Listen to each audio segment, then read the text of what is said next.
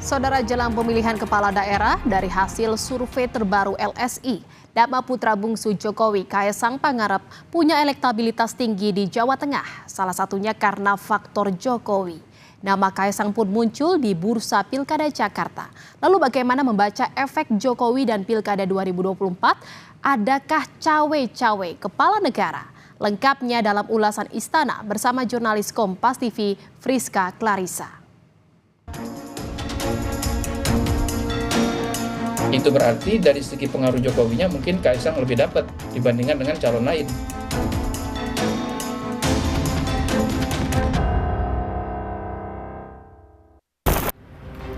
Jelang pemilihan kepala daerah, nama-nama kandidat mengemuka di berbagai provinsi kunci.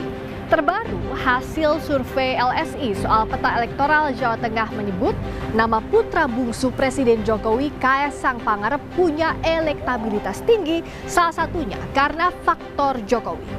Lantas, bagaimana efek Jokowi di pilkada dan adakah cawe-cawe di dalamnya? Lengkapnya dalam ulasan Istana bersama saya, Friska Clarissa. Nama putra bungsu Jokowi yang juga Ketua Umum PSI Kaesang Pangarep muncul di bursa Pilkada Jawa Tengah dan Jakarta. Di Jawa Tengah, Kaesang punya elektabilitas tinggi.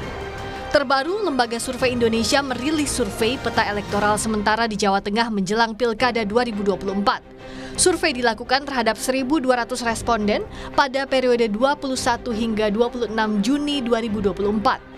Wawancara responden dalam survei ini menggunakan metode telepon dengan margin of error diperkirakan 2,8% pada tingkat kepercayaan 95%. Kaesang tercatat berada di posisi puncak pada simulasi 6 nama. Kaesang meraih 25,6%, Ahmad Lutfi 16,1%, Taj Yassin Maimun 13,4%, Bambang Wuryanto atau Bambang Pacul 9,7%, Abdul Wahid 6,2%, dan Sudaryono 6%, serta tidak tahu atau tidak menjawab 22,9%. Direktur Eksekutif LSI Jayadi Hanan menyebut ada faktor Jokowi yang memengaruhi tingginya elektabilitas Kaesang. Jayadi menganalisis angka popularitas dan keterpilihan Kaesang masih bisa disaingi. Namun jika ia maju di Jawa Tengah, efek Jokowi akan lebih kuat berdampak pada putra bungsunya itu. Artinya dari sisi popularitas dan kedisukaan Kaesang masih bisa disaingi maksud saya. Tapi dari segi pengaruh Pak Jokowi, tentu saja kalau nanti Kaesang benar-benar maju di Jawa Tengah, Pak Jokowi kemudian secara terbuka walaupun ataupun tidak terbuka menyatakan dukungannya, tentu afiliasi Pak Jokowi ke Kaesang akan lebih kuat, dugaan saya ya. Itu berarti dari segi pengaruh Jokowinya mungkin Kaesang lebih dapat dibandingkan dengan calon lain. Tapi dari segi popularitas dan kedisukaan masih harus dilihat data berikutnya. PDI Perjuangan mempertimbangkan untuk mengusung Kaesang dalam Pilgub Jawa Tengah. Ketua DPP PDIP Puan Maharani menyebut partainya mengkaji sejumlah nama yang mumpuni untuk maju dalam pilkada. Nama Kaesang masuk pertimbangan karena elektabilitasnya dinilai bagus berdasarkan hasil survei di Jawa Tengah. Juga ada Mas Kaesang. Nggak apa-apa, bagus. Tapi kan Mas Pacul mungkin lebih ini di Jateng, tapi kok malah Mas Kaesang. Ya nggak apa-apa, buat Mas Kaesang. Itu mungkin dipertimbangkan nggak sih? Iya dong, menjadi salah satu pertimbangan juga. Partai Gerindra juga membuka peluang untuk mengusung Kaesang di Pilgub Jawa Tengah. Namun Gerindra masih menunggu kesediaan Kaesang untuk maju atau tidak di Pilgub Jawa Tengah. Ya, nama Mas Kaesang kan muncul di mana-mana, bagus surveinya. Di Jakarta juga sebagai cawagup, beliau muncul di konstituen kami. Di Jawa Tengah demikian juga, ya, jadi kami menunggu saja apakah yang paling penting dan pertama adalah yang bersangkutan berkenan atau tidak.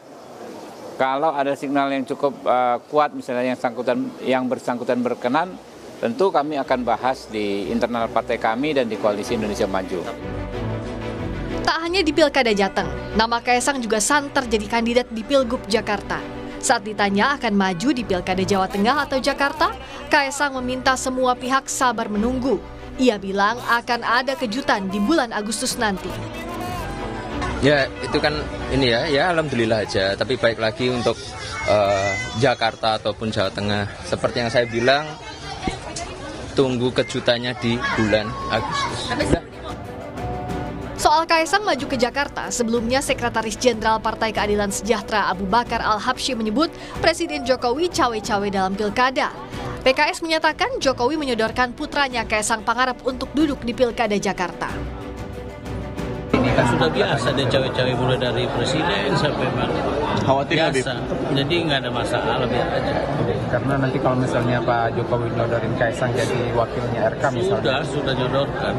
Sudah nyodorkan. Ya, kita lihat saja. Presiden Joko Widodo tegas membantah pernyataan Sekjen PKS yang menyebut dirinya menyodorkan nama Kaisang Pangarep ke partai-partai untuk maju di Pilgub Jakarta. Jokowi membantah dirinya cawe-cawe. Ia menegaskan urusan pilkada merupakan urusan parpol. Jokowi pun meminta hal tersebut dikonfirmasi ke masing-masing partai politik. Urusan pilkada itu urusannya partai politik. Urusan mencalonkan itu juga urusan partai politik. Saya bukan ketua partai, saya bukan pemilik partai. Jadi jangan ditanyakan kepada saya.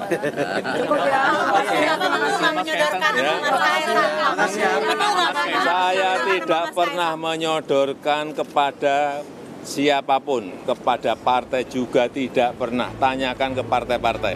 Ya.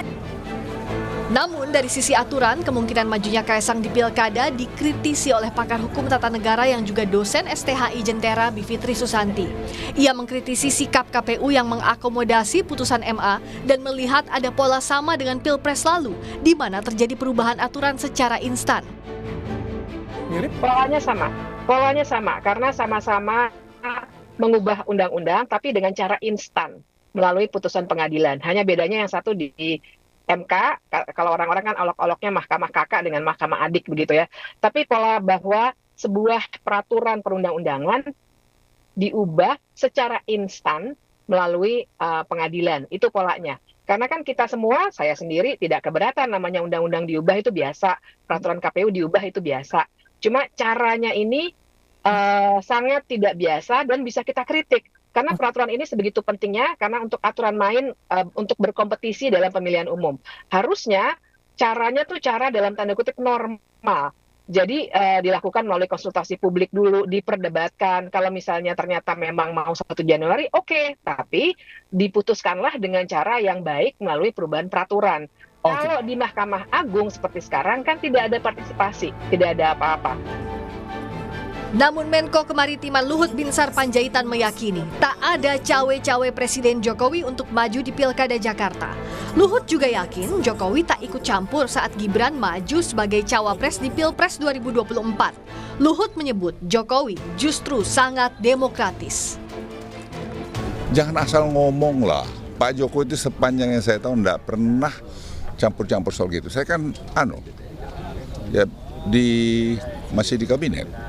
Orang nyuruh bilang-bilang sama soal nyolek-nyolek Gibran. Mana pernah ngomong soal Gibran untuk jadi wakil presiden? Nggak pernah.